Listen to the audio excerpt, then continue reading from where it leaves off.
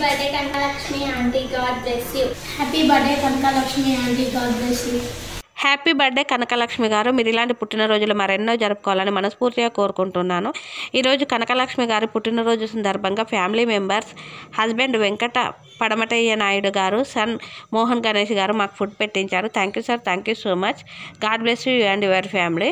Once again happy birthday madam, god bless you.